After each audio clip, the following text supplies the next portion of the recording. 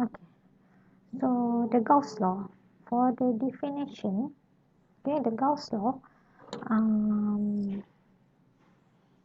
it is an expression for the geometric meaning of the inverse square law. Therefore, it applies equally to the gravity, magnetism, and also light from the sun and others. Okay, so for electrostatic field, the Gauss law, if you still remember the Maxwell equation that I have introduced to you, so the Gauss law is the first equation of the four. Okay, so it only deals with the electrostatic fields. Okay, so here the definition, the Gauss law stated that the electric flux passing through any closed surface, okay, is proportional to the total charge enclosed within the surface. Okay, so here we are dealing with the electric flux, which we already discussed before. A closed surface. Okay, so I already explained to you what is a closed surface in chapter 1 and the total charge enclosed. Okay, so we have a charge which is enclosed in a closed surface. So the electric flux going through that closed surface is proportional to the charge just now. Okay, so in mathematical equation, we uh, write it as the total electric flux for a closed surface through a closed surface is equal or proportional to the charge which is enclosed in this closed surface divided by the uh, permittivity of the material. Okay, so here QENC is for charge enclosed. Where? Okay, charge enclosed. So charge enclosed where? Okay, the charge that is enclosed in this closed surface.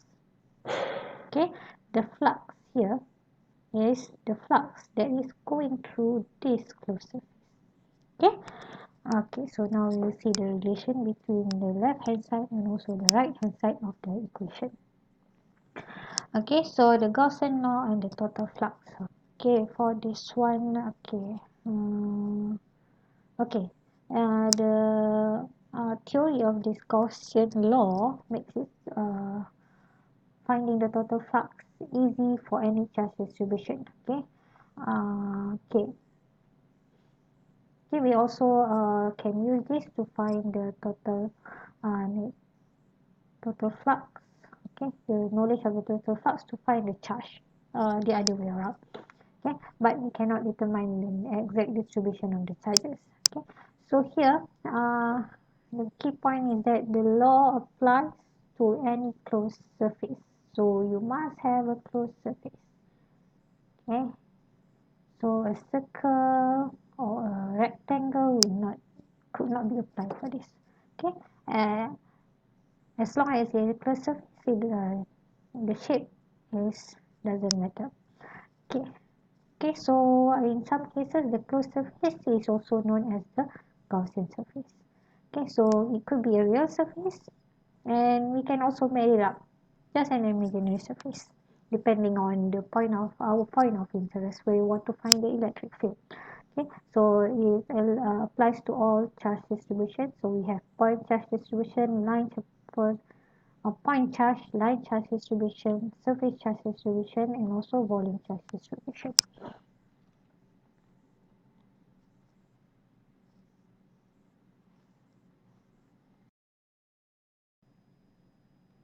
Okay, now that we already have the knowledge regarding the total electric flux and the Gaussian law, so we are going to combine the two and derive the integral form of the Gauss law. Okay, so here we start with the integral form of the Gauss law to find the electric field. Okay, so this is from the definition of the electric flux through a surface, and we have the Gauss law just now, and combining we can use this expression to rewrite the Gauss law.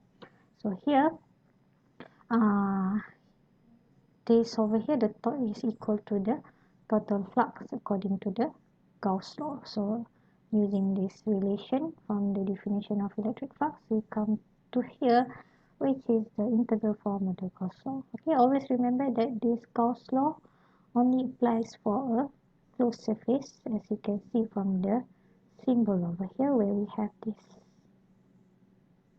Then we have this one, this circle, indicating that the surface is a closed surface. Okay, so from now on we will use this equation to find the electric field uh, by using a closed surface or by using a Gaussian surface.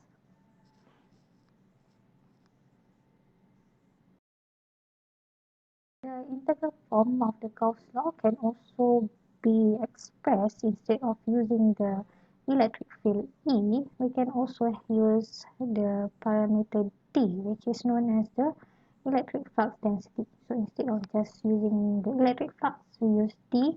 So here, the relation between D and E is given by this equation, where we have a parameter which is the permittivity of the material. Okay, so in most of our calculation, we instead use epsilon 0, which is the permittivity of free space. Epsilon 0. Okay, so D is equivalent to epsilon E. So D is the electric flux density and E is the electric flux. Okay, so here we can also rewrite or give yeah express the Gauss law using D instead of just the electric field. So here we in the case that we don't want to deal with the epsilon, then we can straight away use this equation. Okay,